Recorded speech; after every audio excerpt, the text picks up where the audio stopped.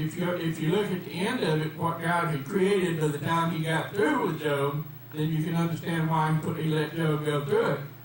Job, he's still looking for people that he can trust. Right. Looking for people he can trust. And in particular, the church world, I had a talk with him a while back about this being the end generation. I said, but Lord, that just don't seem fair. You're a fair God, a just God, and you say that at one moment, at one split second, in the twinkling of an eye, you're going to separate all the world into two groups. This group goes and this don't. I say, you know, all these generations, all these thousands of years, that's happened over a period of a lifetime in people's lives. People have had, some people lived over 100 years to get to that point. And you're saying that young, middle-aged, old, you're all going to be separated at one time. How can that be fair, God? Some of them had all those years. And he walks with me, and he talks with me, and he's very patient with me when I ask him dumb questions. That's one thing that's really surprised me about walking and talking with God. I can ask him some stupid questions. In fact, I asked him one a while back, and I just felt him just laughing. I said, you're laughing at me, aren't you, Lord? Anyway, I had asked him one that was so silly till he laughed. Now, God's a pretty good God. And I said, okay, God, I understand why you're laughing at me. That was a silly question. And I'll even tell you what the question was. I didn't even get it all the way out of my mouth. He was talking to me about basically what I'm talking to you about tonight. Why he was doing all these years preparing people for ruling and reigning. I'm going to turn over and show you in the book of Revelation in a minute when the end of this one in Genesis is going to take place, because the end of it happens in the book of Revelation. I don't know what's happening to my speaker, but anyway, my echo was pretty bad. But he was talking to me about the end, what he was going to do in the end, on the 1,000 years that he was expecting me to be a part of ruling and reigning over this earth. And I said, but Lord, that's the same thing you told Adam and Eve to do. And Lord, you still intend to do that? And that's when he laughed at me. He said, well, I said, I tried through God, and you didn't change any. You still have the same thing you started off with, and it's still okay. He didn't even say anything, just laughed at me. I said, well, I ask stupid questions sometimes. Yes, he still is going to finish the plan that he started off here with in Adam and Eve in the book of Genesis. He said, I'm giving you dominion over the earth. You're going to rule and reign over everything I've created. Well, let's just look over the end of it. In the book of Revelation, I'm going to put my hot truck here. If nothing else, it's a hot spot.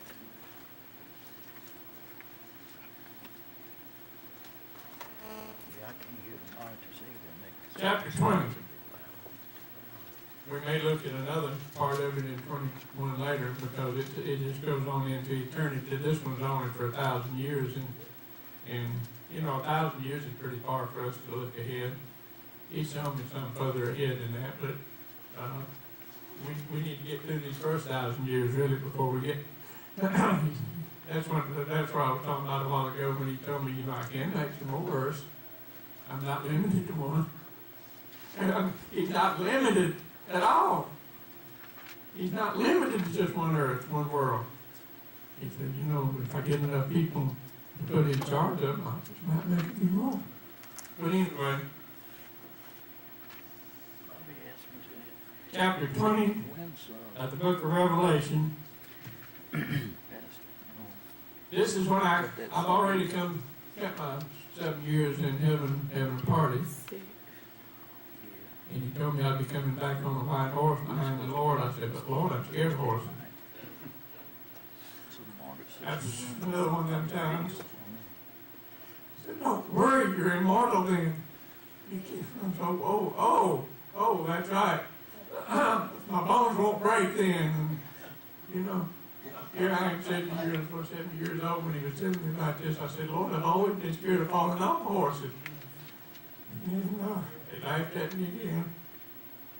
Me and him had some pretty good conversations, but anyway,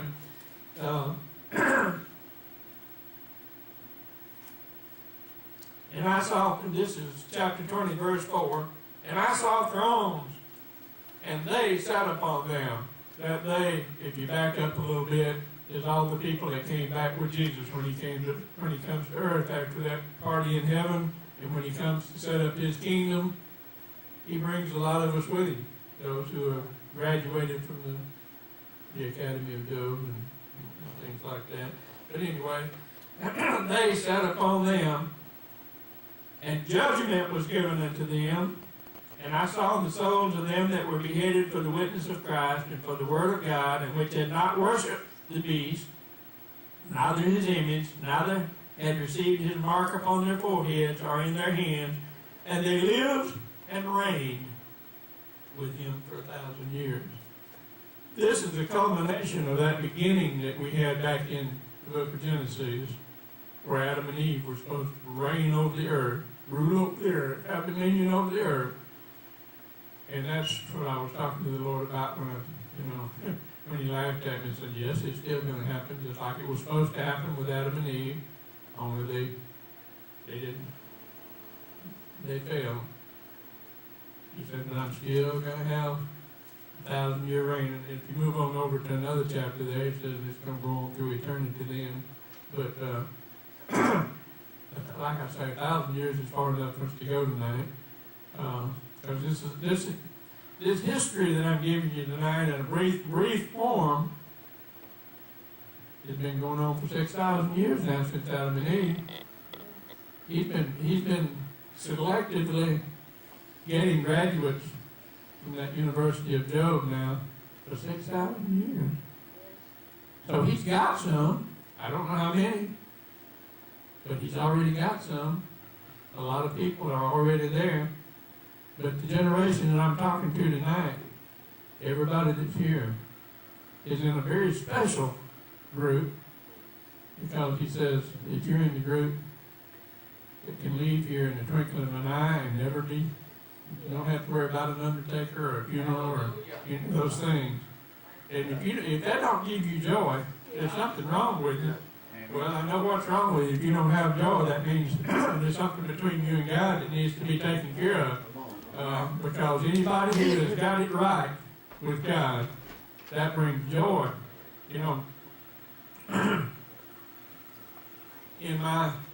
I'm going to get into,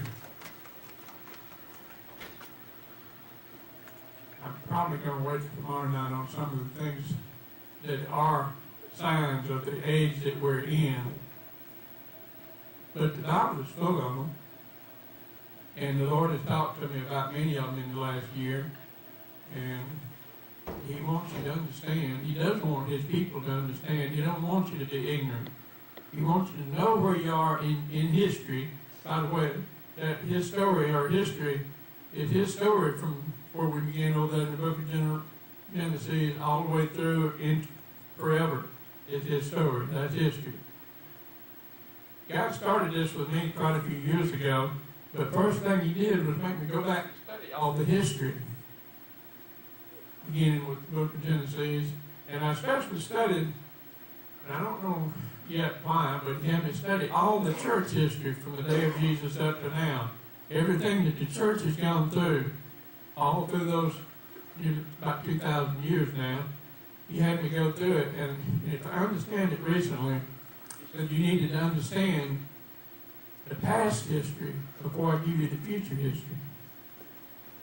I don't know if that makes sense to you or not, but for some reason he felt like I needed to understand all the things that the church, the body of Christ, has been through before he led me on into what it's about to go through. And so, my not favorite subject in school, I hated history because I told my wife earlier I used to cheat in history because I'd mark the dates down and the stuff down on something